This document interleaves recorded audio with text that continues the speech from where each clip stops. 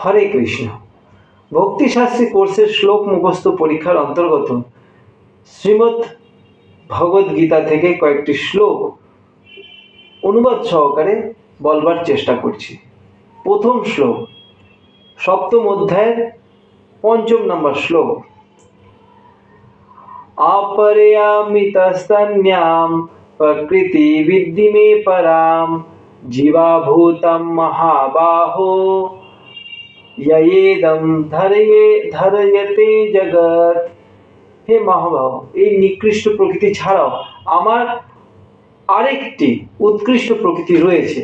এই প্রকৃতি জীবভূতা, সেই শক্তি থেকে সমস্ত জীব নিঃসৃত হয়ে এই জড়জগৎকে ধারণ করে আছে।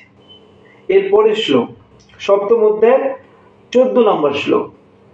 दैवी ह्यसा गुणामयी मम माया दुरत्यया माम एव ये प्रपद्यन्ते मायाम एताम तरन्ति ते।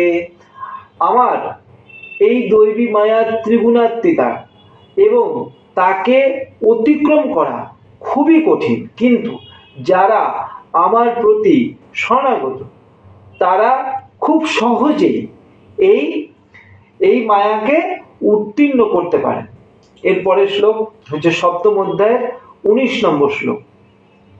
বহুনাম জন্মনামান্তে জ্ঞানবান মাম প্রপদ্যতে বাসুদেবাহ সর্বমিতি সা মহাত্মাসু দুর্লভ।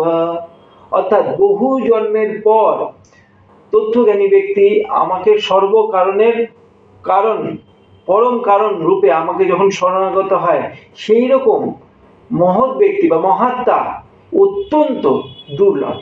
এরপরের শ্লোক হচ্ছে অষ্টম অধ্যায়ের ৫ম নম্বর শ্লোক। অন্তকালে চ মামেব স্মরণ মুক্তিব কলেবরম ইয়া প্রয়াতি সমদ্ভাবম ইয়াতি নাস্তি অত্র সংশয়া। মৃত্যুর সময় যিনি আমাকে স্মরণ করে দেহত্যাগ করেন, তিনি সেই মুহূর্তে আমার ভাব প্রাপ্ত হন, আর এই বিষয়ে কোনো সন্দেহই নেই। এরপরের শ্লোক অষ্টম অধ্যায়ের 16 নম্বর শ্লোক। আব্রহ্মা ভুবনা লোকা পুনর আবর্তিনঃ অর্জুনা মাম উপত্যাতু কৌন্তেয় পুনর্জন্ম সবিদ্যতে।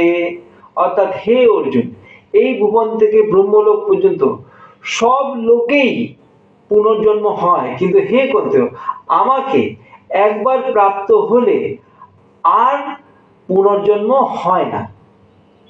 হরে কৃষ্ণ।